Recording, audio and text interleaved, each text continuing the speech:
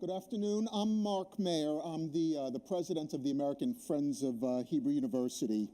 And I wanted to very quickly thank just a few people and then offer some observations.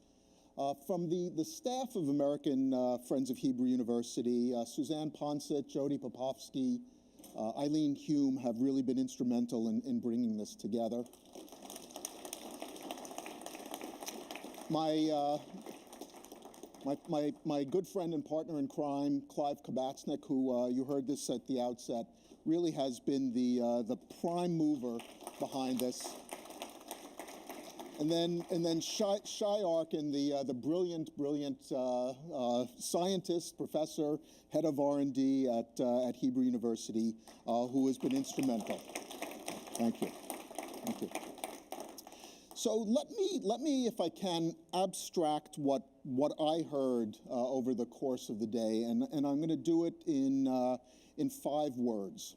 Now I will elaborate on those 5 words. You're not going to get rid of me quite that quickly. The 5 words would be brilliance, failure, probability, productivity, and capitalism.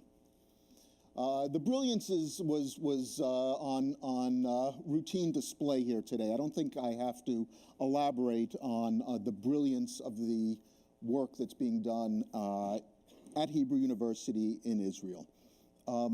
Failure is critical.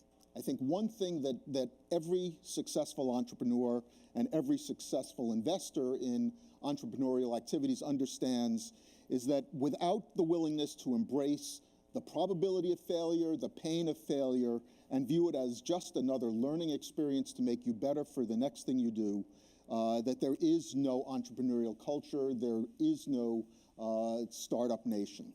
Israel embraces this. The scientists, the innovators, the entrepreneurs embrace this like no other place on earth. And so I think that is a tremendous engine for success and not to be underestimated. Now, in that context, and you heard this from Roger Kornberg at the beginning, probability plays a tremendously important role. You need a lot of shots on goal to have great successes. It's just critical.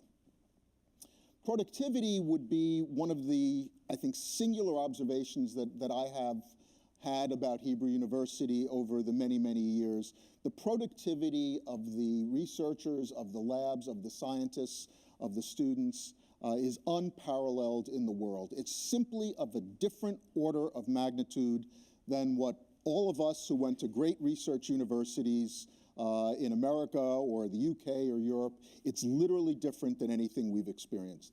More is done with less. The resourcefulness, the creativity is simply of a different order of magnitude. And you could perhaps see this as a function of the size of the country, the location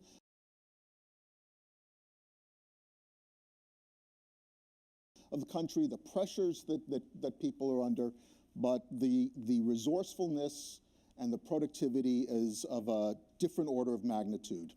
And that then gets to capitalism, because I think it is incumbent on us to support all of this. And we can support it in capitalism of 2 sorts. One, the conventional sort, which is to give money with the hope and expectation of receiving a return on it. And as you heard, there are investment opportunities in the university, and there are more to come. We will be launching a fund to give people broader access to the types of innovations that you heard about today, the types of companies that are coming out of the work being done at the university. So investment opportunities in the work that you heard about today, they are available, and more will be available in the future. The other form of capitalism is psychic capitalism, which would be another term for philanthropy. And that is obviously another way that we can be supportive of the type of work that you heard here today. Israel is the startup nation. Hebrew University is the research powerhouse in that nation. The work that is being done is changing the world and will change the world.